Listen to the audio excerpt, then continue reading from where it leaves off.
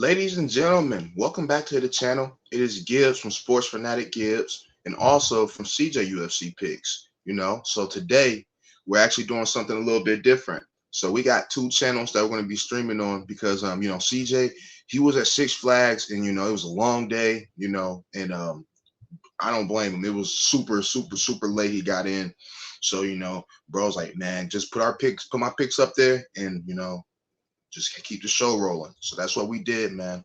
We're gonna keep the show rolling tonight, and we're gonna, break down UFC 301. But before that, we'll be going over the picks from last week, where I went 8-5, and CJ went 7-5. Where you're wondering where the discrepancy is, I did not get CJ's pick for the James Yontop fight. And yeah, I actually got that one wrong. So if I would have not gave my pick, I would have went 8-4. So yeah, it's all good. Shit happens. So we're gonna go over the picks real quick. Let me go ahead and share my screen. All right, there it is. So the first fight of the night we had oh shit. The first fight of the night we had Mahashate going against Gabriel Benitez, excuse me. And I thought that Mahashate did a good job, and CJ definitely had Mahashate too, and he won. Petrovic, we knew that, she would probably get a finish. It happened a little later than what we expected. Bro had Petrovic as well. Then Padilla, the dude Chris Padilla came out hot, man. He wanted that takedown. He got it, man. He got him a submission. Congrats to him. No pick for CJ on that one, to my knowledge. I don't know what he had. He probably had Chris Padilla, bro sharp. Kaylin Souza versus Martic, man. I had Souza. And yeah, man, she looked pretty good. I felt like she should have got the finish, but hey, I was cool with it. I had that fight to go to decision. Dontel Mays versus Machado, and bro had Souza as well. Dontel Mays versus Machado, we did not have that one, and that was bro's dog of the card. Hey, drop your dog of the card. You see it right here. Drop your card, your dog. And then yeah, we got that one wrong. And then Austin Hubbard versus Figlak, that was bullshit. Austin Figlak won that fight, and then for them to give it unanimous decision, I just don't know what these corrupt judges are seeing, man. I don't know. Victor Henry versus Ronnie Yaya, man. Ronnie Yaya is old. He needs to retire, man. I don't want to see him in there anymore. Euros Medic, man. Knockout, first round. We had that. David Onama, my dog of the card. Sorry. Was my dog of the card. You better, if I tell you, man, a dog's gonna be the dog's coming, man. You better take that dog serious, man. Janata Denise, he did a good job. I had Austin Lane. Bro had Denise there. Congrats. Karine Silva, she got a decision win. She showed that she can win a decision. That was her first decision win in her career. Bogdan Guskov versus Ryan Spann. I feel like, man, Bogdan Guskov is going to be a problem. So I predicted Bogdan Guskov to win. Ryan Spann to win, but I had a ticket in because I told you guys that I would have a knockout ticket, 1 and 2. And sure enough, round 2 knockout. Next up, we had Alex Perez versus Mateusz Nicolau. Yes, sir. Dog shot, dog call. Played that. Yes, sir. Give me that dog money. I told y'all it's going to come out to the whoever has the more dog, more grit. Yes, sir. And that happened. But, we're about to go ahead and slide over to the first fight of the night. I didn't roll up nothing. I was just like, whatever. I ain't roll up nothing. But, I got to keep the product on deck. Just didn't roll it up for the show today.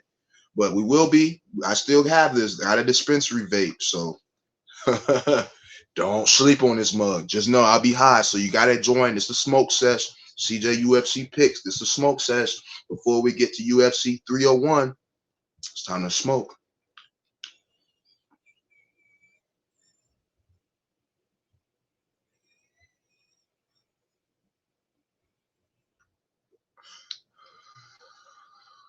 My damn fan took all my wind, my smoke out the wind, bastard. Hope I don't regret taking that hit.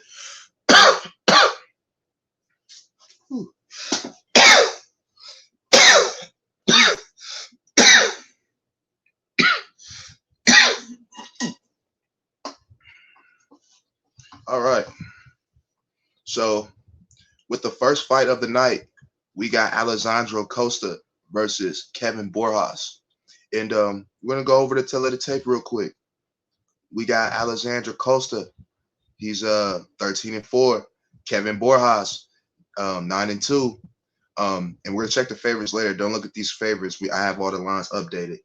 28 years old for Costa, 26 years old for Borjas, and then 5-5 for Borjas and 5-4 for Costa. So Costa just lost to Steve Urseg in a unanimous decision. Kevin Borjas just lost to Josh Van. To be honest with you, I feel like, the more impressive, I feel like Kevin Borjas did look better versus Joshua Van than Costa looked versus Urseg. I know that, Costa had a couple of good big shots in that fight, but not enough for me to, to write home about. I feel like in this spot, Kevin Borjas is going to be in his face and he's going to be mad. I think this is going to be a spot where, he's just looking good. It's just going to be a spot where Borjas is looking good. I think Costa is sharp. He is good. I'll give him that, but I just feel like, Borjas is going to knock him out. Borjas, the plus 112 underdog. Only one as an underdog. Alexandra Costa, minus 146. 1-0 as the favorite. I'll give him that. That's cool. That's cool. I mean, like, I get that. That's cool. But, bro, you're not winning this fight. And CJ actually lined up with me as well. And that is his dog of the card. And so is mine. So that is amazing that we lined up. And yeah, I'll take it. So having said that, we go ahead and slide over to the next fight where we have Ismail Bonfim versus Vince Pichel. And if we're gonna go ahead and look over the tail of the tape, we got Bonfim 19-4, Vince Pichel 14-3. And yeah, man, 28 years old for Bonfim, massive youth advantage for Bonfim, 41 years old for Vince Pichel. And then, yeah, man, a 1-inch reach advantage for Vince Pichel. So, this guy Bonfim, man, this guy, he just got beat up. He got cracked and he got put out by Benoit Saint Denis about 9 months ago, excuse me. And, yeah, man, he didn't look too hot. Vince Pichel, he just went against Mark Masson. And I felt like he looked really good in there. I thought it was going to be a split decision, to be honest with you. I could have seen how a judge gave him that fight. But I mean, UD, I guess, whatever. Austin Hubbard, that was a good win. He's beaten Jim Miller 3 years ago, Roosevelt Roberts, and he's not the most active guy. One could say he spent a lot of his last good years, not fighting. But I know he did have that little car accident. I think it was a motorcycle accident that prompted him to take some time off. But, I know I said that about the car accident or motorcycle accident. But I'm going Vince Pichel, man. I feel like Bonfim is going to gas out, and I feel like Vince Pichel is going to take over in the latter rounds, and maybe 2 or 3. And I feel like he's going to knock Bonfim out. Bonfim only has about a minute and a half, a round and a half of cardio. So about 7.5 minutes worth of juice, of finishing juice. And if he doesn't finish him in the first minute and a half, then I believe that Vince Pichel is going to take over and he's going to melt him. So go ahead and give me Vince Pichel by TKO. But what I will say is CJ has Bonfim, so do with that what you will. Next up, we got Diane Barbosa versus Ernesta Karakite. And this is actually going to be a good fight because Karakite, she came from a UFC Dana White Contender Series where she won a split decision. Y'all know how I feel about split decisions. And if we're just going to put that to the side, let's just put that to the side and act like it didn't happen. We didn't even go through the odds for Bonfim. Yeah, he's 1-1 as a favorite, and then Vince Pichel is 4-2 as an underdog. That really stuck out to me. But if we're gonna look at Ernesta and Diane, they're both making a UFC debut. Minus 205 for you know what? That's actually I think the lines didn't change. Actually Diane Barbosa. That was one of the only lines, to my knowledge, that actually changed. Barbosa has some juice on her, so she's a minus 225 to Ernesta's plus 172. And believe it or not, I'm going actually Barbosa. I am favoring the line movement. I think Barbosa, she's gonna be just doing what she does, man. She kickbox and she submits people, man. She is a wrestler, and Kara Kite, man, she just shown that that's not good. I feel like people have exploited her. Like that one chick, Kari Jadis, she almost won that fight. It was split decision. I thought Jadis won the fight. So, her nickname is heavy handed in Ernesta. Her hands are kind of pillow hands. She doesn't, she has these little TKOs, but she's not finishing anybody. She's had three straight split decisions. Eventually, she's going to get her shit knocked out because she's not learning from her losses. Go ahead and give me Barbosa. But my guy, CJ, does have the plus 180 underdog in Ernesta Karakite. So once again, you do with that what you will. Next up, we have Mauricio Ruffy versus Jamie Malarkey. And this is going to be a good fight, boys. So you got Ruffy, man, coming in, making his UFC debut at 9-1. His nickname is One Shot. And the reason why his name is One Shot is because, to be honest with you, it does only take one. It does only take one. And to be honest with you, I'm afraid about this pick because I'm going to dog. I'm going Jamie Malarkey here. And I'm going to tell you why. We're going to go over the tail of the tape, but I'm going to tell you why. We got Ruffy, 9-1. Jamie Malarkey, 17-7. 30 years old for Ruffy, 29 years old for Malarkey, 5'11" for Ruffy, 6 foot for Malarkey, 75 to 74 for Ruffy. He has a 1-inch reach advantage. I feel like Ruffy is a guy who has to get the finish really early, and if he doesn't get the finish early, he's a fish out of fucking water. He's a fish out of the bucket. He's good for dead. This is a fight where you have to have a Ruffy by knockout ticket, if you're going to be playing Jamie Malarkey, because this fight probably isn't going to go the distance, because I feel like if Malarkey got a dog in him, it's just his chin that lets him down time and time after again. He got knocked out by Hackerass as an underdog, and then he got knocked out by Naimov. He did have that little win versus John Medesi where he looked good. I thought that maybe John Medesi had got it done, although it was a split decision. But hey, I had a Jamie Malarkey ticket in my pocket, so I wasn't mad, boy. So long story short, I feel like it's gonna be Malarkey 2 or 3, or it's gonna be Ruffy 1. I think Ruffy has a minute and a quarter worth of juice, cardio. So we're gonna have to see. I'm going Malarkey by TKO, probably 2 or 3. But once again, if you guys are just paying attention, our guy CJ UFC picks, he has Ruffy. So once again, you do with that what you will, man. I got a lot of faith in my guy CJ, man. I don't know. I think we've been seeing his card differently so far. But next up, we got Joaquin Silva versus Jakar Close. Maybe we'll see eye to eye on this one. If we're gonna go over the tail of the tape, we got Joaquin Silva, 13-4, Jakar Close, 14-2, 35 years old for Silva, 36 years old for Close, 5'8" for Silva, 5'9" for Close, 69 for Silva, 70-inch reach for Close, with a 1-inch reach advantage for Close. So yeah, man, I think Jakar Close, man, this dude's coming in at the right time. He hasn't been the most active fighter as the bike rolls by. I'm sorry for that dickhead. I'm sorry, guys, but yeah. Jakar Close, I think he's coming in at a good time. Once again, before the bike came by, it almost made me lose my train of thought. I was just saying, my only critic about Jakar Close is maybe he hasn't been the most active fighter out of the bunch. But Joaquin Silva, he's been putting his neck on the line. One could say he hasn't been the most active fighter. He fought 4 years ago to his 4 years ago, but his has been, probably the same actually. So. Yeah, man, believe it or not, I got Jakar Close. I think Jakar Close has the better grappling. He has the better cardio. I will say Joaquin Silva has the better jiu-jitsu.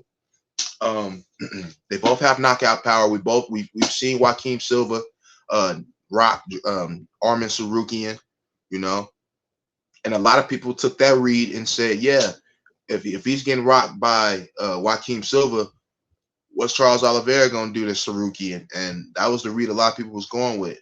But, I went back and watched that fight too. And I seen a guy in Joaquin Silva being controlled, fighting, panicking, and trying to just stay defensive to not get finished. He wasn't trying to get up. He just wasn't trying to get finished. So I just feel like, this is a fight where Jakar Close can stay safe. And, I feel like if there's going to be finishing, the equity finish side is going to be on Jakar Close. And me and my boy CJ, we actually lined up on Jakar Close. So do with that what you will. I know I'll probably be betting it. I think this is the fight where you have to get in early because I feel like Jakar Close. Let's see what if that line's actually real. Yeah, so Jakar Close, he's actually a 186 favorite, and he's 6-0 as a fucking favorite. 6-0. 6-0. He's going to win. Let me go ahead and just put 7-0 because it'll be 7-0, bro. Come on now. You can't tell me that just don't look right. So we're gonna go ahead and go Jakar Close, and my boy CJ UFC picks once again. He went with Jakar Close as well. So we're gonna go ahead and keep it rolling, man. Next up, we got Gene Silva versus William Gomes, and this is where the fight started to get good to me. So if we're gonna go over the tail of the tape, you got the lower assassin Gene Silva, 12-2.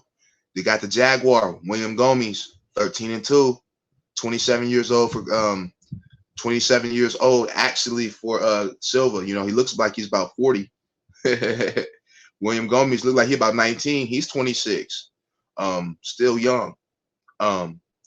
So believe it or not, I just feel like this is a fight. Oh yeah, and 6 foot for William Gomes, and then a 73-inch reach for Silva, and then 69-inch reach for Gene Silva. This is a fight where Gene Silva is going to be trying to lunge in, try to get cracked. And I actually think this is the spot where we actually see, him get a finish because, he knocked out Yanni Gamori, but everybody's knocking him out. Then this dude, no, that was Zucchini. I don't know. Gamori and Zucchini remind me of each other. Yeah, man, I feel like Gomes is actually going to just he has the better minute winning equity. I feel like Gene Silva probably could get in a box and land a big shot on William Gomes. I'm curious if William Gomes has been finishing his career. I don't think he has, because I went back and watched this shit. I just didn't remember it. I hate these ads, bro. Yeah, I've got William Gomes, man. Go ahead and give me William Gomes by decision or TKO. I think he's gonna probably knock him out though. But yeah, my guy CJ once again. He has Gene Silva. So, man, our picks are a lot conflicted today. They're really conflicted. And, yeah, man, William Gomes 1-0 as a favorite, as an underdog, and I like that. Gene Silva, he just got in the UFC, so he was 1-0 versus Weston Wilson. I mean, if you didn't do that to Weston Wilson, I don't know what to say to you. But long story short, I feel like William Gomes is just gonna do what he does. I mean, that's just my opinion. But bro has Gene Silva, so I'm gonna be really intrigued in this card. Next up, we got Elvis Brenner versus Mitabet Orabai, and this dude Mitabet Orabai, man, he's really good. I jagged his name at first, but it was only because I was thinking about just saying how good this dude is. No dick riding. This dude is actually a savage. His one loss in his career, the draw. I can understand how somebody said it was a draw because it was a nut shot in his in there, and then they kept telling bro, hey bro, chill out, man, chill out with the nut shots, and man, that's like, come on, man. So that happened, and then the guy he lost to, I feel like that dude is like undefeated too. Like I think he has never lost as well. So yeah, man, this guy's never lost. So you can't hold that against him. And I personally thought that Mitabek Orabai won the fight, but I mean, I don't know. Shit, I'm not a judge, so I don't really know what to say. If we're gonna go over the tail of the tape real quick, we got 16-3 for Elvis Brenner, Orabai 12-1-1, 26 years old for both gentlemen, 5'10" for both gentlemen, 2-inch reach advantage for Mitabet Orabai. And Mitabet Orabai has the better grappling, he has the better cardio. I will say Elvis Brenner has the better power. Power is the only thing that I would say that I'm afraid of, because I mean, anyone can be fucking knocked out. And if you don't think you can be knocked out, you might get in a fist fight and get knocked out. Anyone can be knocked out because you get your chin touched. It's just crazy, you know. Islam Makhachev, dude, got his chin clocked by Adriel Martins. I think I said his name right. Like, who the fuck is that? That's what I'm saying. But he lost his O. You know, anybody can get their chin caught. That's the reason why I brought him up. And then that's the only thing I'm afraid of. I think Mintabek should cruise in here. And I got Mintabek or by decision. But you know, if someone's gonna get finished in this fight, you know, I think Orbai could get it finished. You know, he could submit Elvis Brenner. You know, Elvis Brenner got took down by Guram. Both could be a finish. I think this fight not going the distance will probably be the best play. I'm going Mintabek by submission. I think that I have decision on my template that you guys will see later. But I think that Mintabek or buys the side. Next up, we have Kovacevic versus Yasmin Lucindo. 16-7 for Kovacevic, 15-5 for Lucindo, 5-3 for both ladies. They're both 5-3, and then 66-inch reach for Lucindo and 64 for Kovacevic. Kovacevic, she looks like she's taller than what she is, but she's actually a small lady. That's what they say. She's 38 years old, man. She's getting up there in age. Lucindo, I think she's gonna cruise here. The only way Lucindo loses if she gets knocked out here. I got Lucindo by decision of TKO, and so does my guy CJ. And he also has Orbai as well. Now, this one's gonna be interesting. We got Joanderson Brito versus Jake Shore. I said Jake, my fault. Jack Shore. 16-3 for Brito, 17-1 for Shore, 29 for both men. 5'8" for both men, and a 1-inch reach advantage for Joanderson Brito. To be honest with you, this is the fight that I'm a little nervous about because that 1-inch reach advantage could pay dividends for Brito. I just feel like Brito's just gonna probably gas out like he always does if he doesn't get the knockout because you know his one loss versus Bill Algeo. This is what I'm predicting the loss of how I'm predicting. I could be wrong, but I think that Jack Shore, I called him Jack again. Sorry, Jack, if you're watching. You're Jack for the show. I know your name's Jake. No, your name is Jack. I'm jaking. I'm jaking out right now, meaning I'm tripping. So my boy Jack Shore, man, I just feel like he's just gonna go in and he's gonna do his thing. Ricky Simone did crack him and submit him, man. I mean, there's a world where Brito does win, and CJ has Brito, so we gonna see. But I am picking. I'm picking Jake Shore to win, man. I said Jake. So there's Jake and Jack. I don't know. I hate that name. I don't want to deal with that name again. But I am picking. Now, see, I'm scared to say it. Jack to win. Next up, man, we got Paul Craig. It's the main card, man. I'm not hitting it. Paul Craig versus Caio Borralho. And I think this fight is going to be fire. 17-7 for Paul. We got 15-1 for Caio Borralho. 36 years old for Paul Craig. 31 for Caio. 3 for Paul Craig. He's still in that. He's light heavyweight. You know, bro, still in his frame. 6-1 for Caio Borralho, and 1-inch reach advantage for Paul Craig. So if we're gonna break down this fight, what's this fight gonna look like? This fight is gonna look like Paul Craig being on his back, fishing for submissions. Caio Borralho is a guy who really puts himself in danger. I feel like just in this spot, I don't know, man. Something's telling me Paul Craig is going to go ahead and snatch up this dude in a triangle or armbar, man. To be honest with you, go ahead and give me Paul Craig. I know that's not the most sexy pick, but yeah, man, I have to go Paul Craig. I just feel like this dude has dangerous jiu-jitsu, and I just feel like it's going to pay dividends here. But next up, we got Michel Pereira versus Ihor Potieria. And before that, CJ did have Caio Borralho, and he had Brito as well. So yeah, man. I think we lined up on like 3 picks. But next up, we got Michel Pereira versus Ihor Potieria. And this is gonna be a dangerous fight. Someone's getting knocked the fuck out in this one. 30-11 for Pereira, 21-5 for Potieria, 30 years old for Michel Pereira, 27 years old for Potieria. And Potieria, man, he's young, man. 6'1" for Potieria. Potieria 6'3", 6'1" for Pereira, and then a 2-inch reach advantage for Poteria. So, man, believe it or not, man, I feel like there is a world where Poteria gets a knockout, but there's a lot of worlds where where Michelle Pereira gets a knockout here, and that's what I'm predicting here. I'm predicting Michelle Pereira to go ahead and come in here and knock this dude up. He's gonna knock him up and knock him out. He's gonna probably knock him down and probably get a ground and pound TKO. So go ahead and give me Michelle Pereira, man, to keep strolling on with the card. So next up, we got the feature fight on the card, and that's Anthony Smith versus Vitor Petrino. Back up, little Nat bastard. So you got Anthony Smith, 37-19, Vitor Petrino, 11-0.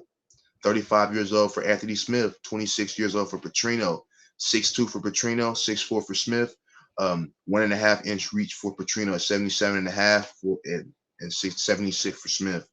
Hey man, to be honest with you, Smith has just shown that his chin is just not what it was, man. And I feel like this is a spot where, man, I think that, Smith could get clipped with a big shot, man, and quit, man. I hate to say that shit, man. But there is a world where he drowns him as well. But I just don't see it happening, Anthony Smith is saying, yeah, man, it's the fight where I'm gonna have people stop picking on me. Well, bro, man, your chin's expiration date has expired, and everyone knows it.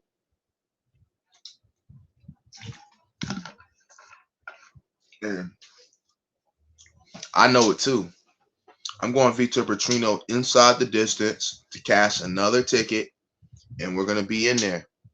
Next up, we have Jonathan Martinez versus Jose Aldo, the return of Jose Aldo in the co-main event. And this is going to be a pretty fucking good fight. So we have Jonathan Martinez, 19-4, Jose Aldo, 31-8, 30 years old for Jonathan Martinez, 37 years old for Jose Aldo. Only a 1/2-inch reach advantage for Jonathan Martinez at 70. Oh no, a little bit of a disadvantage. Aldo has a 1/2-inch reach advantage. Yeah, I did say disadvantage, I think. So yeah, man, and then a 1-inch reach advantage for Jonathan Martinez. So yeah, man, in this spot, I definitely feel like Jonathan Martinez is just a youthier fighter, and I feel like, man, he's gonna be beating Jose Aldo up, man. Jose Aldo ain't fought in so long. I know he's been in these boxing events, but he ain't been kicking and doing all the training for boxing and training for MMA is totally different. It really is. So I just feel like Jose Aldo's just gonna be, a step behind. And them leg kicks, man, this bug is pissing me off. But the leg kicks, man, from Yanez from Jonathan Martinez were devastating. Them leg kicks were devastating that bro was doing, man. And I feel like he could do the same thing here. I feel like he's just gonna be winning minutes here. There's a world where Jose Aldo knocks this kid out, man. This fight's not a pick him for no reason. Aldo is, I think if Jose Aldo was 2 years younger, minus 255 for Jose Aldo. This would be a big step up in competition for Jonathan Martinez, but this isn't the same Aldo, and that's just real shit. Like, we're gonna keep it a buck. Like, this is the Aldo. This isn't Aldo from featherweight. This is Aldo fighting from bantamweight. He's sucking down again. He'd have probably been better off fighting at featherweight. So he just knew that he was too small for those guys at featherweight, and he knew it. Give me Jonathan Martinez by decision or knockout. So next up, believe it or not, man, believe it or not, we have a pretty good fight here. Everybody was shitting on this main event, but man, this fight's good. This fight's good. So next up, we got Alexandra Pantoja versus Steve Erceg. 27-5 for Pantoja. 12-1 for Steve Erceg. 34 years old for Pantoja. 28 years old for Steve Erceg. 5'8" for Steve Erceg. 5'5" for Pantoja. Only a 1/2-inch reach advantage for Erceg, but we're not measuring the legs, and leg kicks will pay dividends here. And you can't tell me that Erceg, his legs aren't extremely longer. Yeah, man. I actually got Steve Erceg. And no. flyweight champion of the world, Steve Astro Boy Erceg.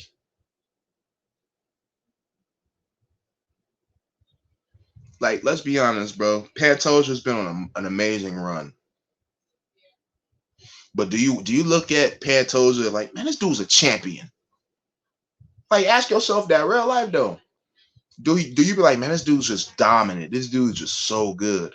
Man, he was getting rocked by Brandon Royval, man. Like, he gets rocked and wobbled too, man. And Erceg, man, this dude's good. It's hard to rattle this guy, man. You know, this dude has a confidence about him. And the confidence isn't just his confidence, his ego, his arrogance. He's confident in his skill. And it's a difference between being confident and arrogant in yourself and just being prideful, and then having confidence in your skill. Like a guy like Bo Nickel, a guy like Shanhagen, those guys are confident in their skill. A guy like Jamal Hill, he's arrogant in himself. Henry Cejudo, he's arrogant in himself. Triple C, it's a different type of arrogancy. And this dude, Steve Erceg, he is confident in himself. And I feel like, man, he's going to shock the world here. Like, to be honest with you, I haven't really even been looking at, I haven't really looked at none of this for y'all. I'm sorry. Take a look at this, y'all. This is where I really do all my capping. Minus, I look at this shit first, and then I do my film study. So this is a perfect, way to just cap fights if you don't even want to like watch tape. So I'm giving you guys free game right here. So I guess this a little perk, not having our guy CJ. More cons than not having our guy CJ. We'll have him back next week, by the way. But yeah, man. Yeah, I have Steve Erceg, bro. Steve Erceg is gonna come in here. He's gonna rock Pantoja. He's gonna be piecing him up with his jab. He's gonna hurt him. He's gonna hurt him on multiple occasions. He's gonna hurt him early, and then after he hurt Pantoja, he's just not gonna be the same. Pantoja's gonna be shooting. He's gonna be panic shooting. He's not gonna be able to do it because Steve Erceg's gonna be seeing it from a mile away, man. This dude, Steve Erceg's good. Straight up, flat out. And it's going to be the last time that you see a plus 200 tag on this dude, Steve Erceg. Mark my word. Astro Boy for the win. And, CJ does have Pantoja, so do with that what you will. But I'm going Steve Erceg for the win and new. That was the picks. That was it. That's UFC 301, boys. So next up, we have UFC Fight Night, Nascimento versus Derek Lewis. And I will actually be going to that card. I will be going to that card. I will be wearing my little Cubs. I will be wearing, not my Cubs. I'll be wearing my little Cardinals jersey. Shout out Goldschmidt. Can y'all see it? Yeah, shout out Goldschmidt. So, yeah, but to be honest with you, I gotta show y'all this. I'm not a St. Louis fan. I'm actually from Chicago, so had to go ahead and get me a Gibbs jersey. Gibbs number 1, yes sir. Gibbs Cubs jersey. So yeah, man, that's it. I will be in attendance for that one, and CJ will be back. We'll break that card down next week. And yeah, man, that was the picks. Let's make some money. And yeah, let's take care of business, man. Let's get it.